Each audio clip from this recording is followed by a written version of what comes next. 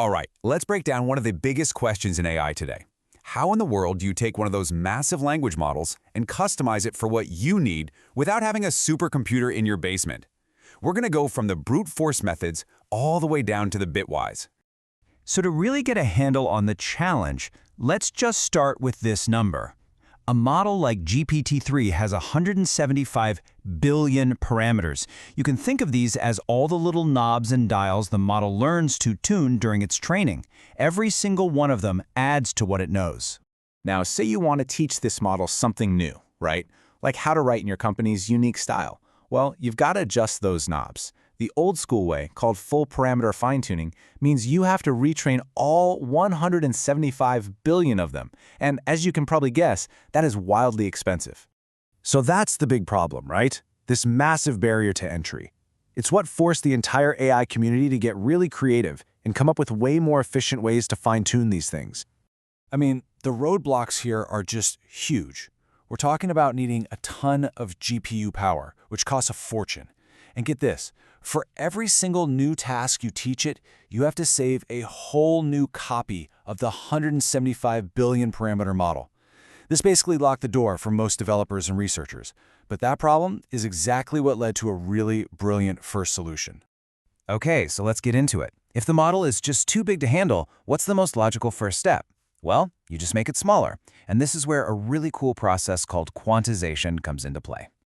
At its heart, quantization is basically a compression trick. It's kind of like taking a gigantic, super high-resolution photo and saving it as a much smaller, more manageable JPEG file.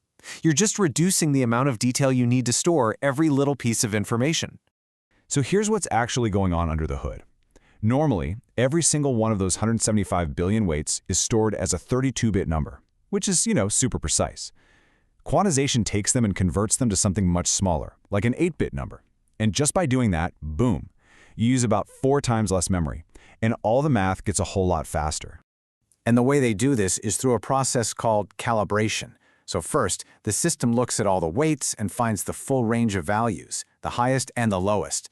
Then it creates a scale to map that huge original range down to a much smaller one, like 0 to 255 for an 8-bit number. And finally, it just squeezes all the original values into that new, smaller format. But, and this is a really important point, this compression, it's not free. Just like when you save that JPEG, you lose a little bit of information, a little bit of the crispness, and that can mean a small dip in the model's accuracy.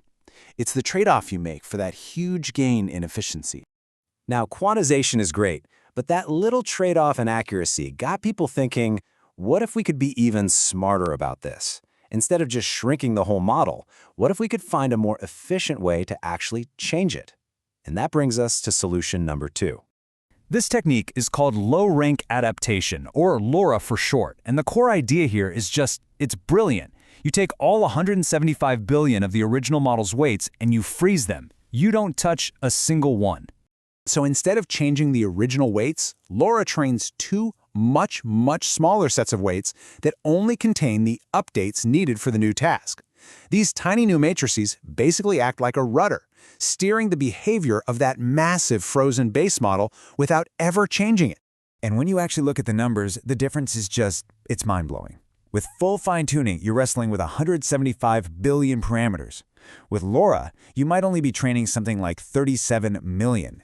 That's a reduction of over 99.9% in the number of parameters you have to train. It's a whole different universe. Okay, so now we have 2 incredible tools in our toolbox. On one hand, quantization makes the model way smaller. On the other hand, LoRA makes training it way more efficient. So what do you think the next logical step was? Yep, what happens when we mash them together? And that's how you get QLoRA. It's a technique that takes that super efficient LoRA update method and applies it to a base model that has already been shrunk down using quantization.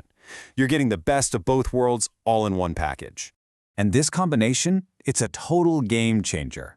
By applying LoRA to a model that's been quantized all the way down to just 4 bits, the memory you need just plummets. This is what lets developers fine-tune absolutely massive models. We're talking 65 billion parameters or more on a single consumer-grade GPU, the kind of thing you can just go out and buy. It's what's making powerful AI customization accessible to pretty much everyone. But you know how it is in tech, the push for more efficiency, it never ever stops. And it's now pushing us towards a new frontier that is, well, it's pretty radical, and it could change everything all over again. So get ready for this. Welcome to the world of one-bit LLMs, or BitNet. This is a brand new way of building these models where every single weight isn't some complex, super precise number. Nope. It can only be one of three simple values: -1, 0, or +1. That's it. Now this is where it gets really, really cool. Think about the math. Standard models need to do a ton of really expensive multiplication and addition.